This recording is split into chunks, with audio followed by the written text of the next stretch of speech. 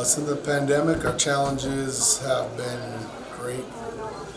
At one point, we had to shut down completely, other than just selling popcorn, on the street a little bit. So some of the biggest problems that we had was the movie companies started canceling movies. We had nothing to play. We had to drag them out for a lot longer than we normally would because we'd have a date set, and then depending on COVID numbers in different areas, movies would get pushed back to later dates. And so we started bringing in some classic movies, older movies, anything that the movie companies would give us. But number one, people weren't comfortable going out.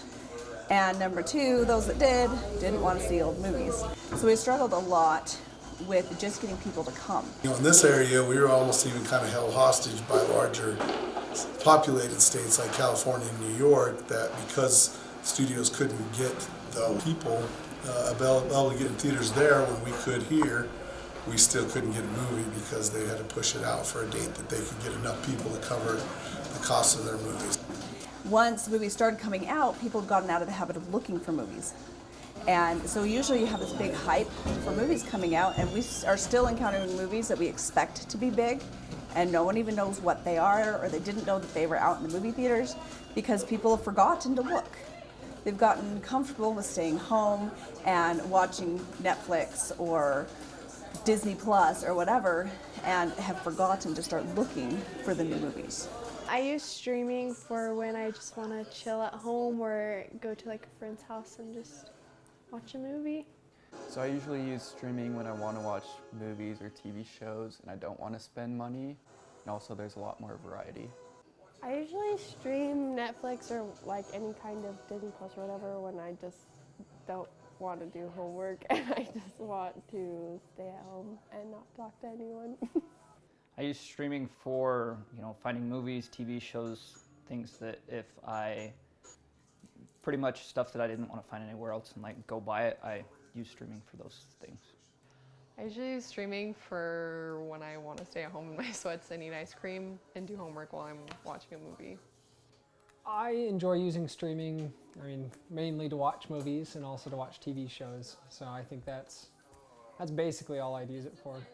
That being said, though, I think streaming sites are very valuable because they're very convenient. And I enjoy that convenience of just kind of staying at home and watching.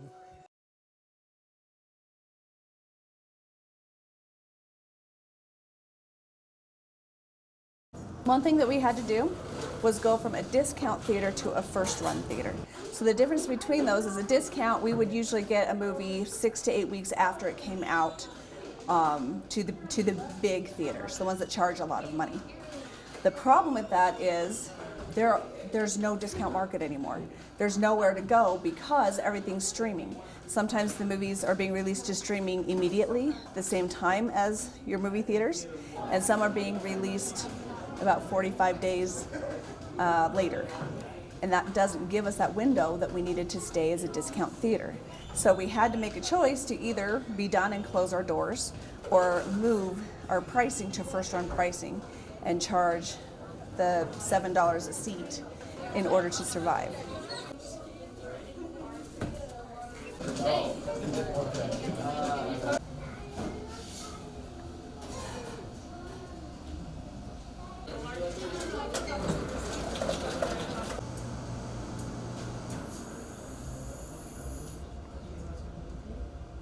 Another thing that we had to do was we went big into the private bookings sector so people could rent an entire auditorium. Normally they'd go to a restaurant or something and they couldn't.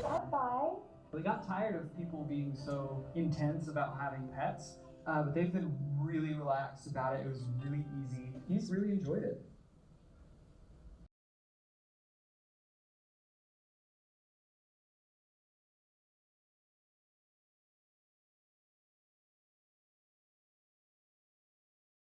As long as movie companies keep going the way that they have said that they will, but we won't be able to go back to discount. Back after the Great Depression, what came after it was the Roaring '20s. So yes, we can move forward, but we can't go back to where we were.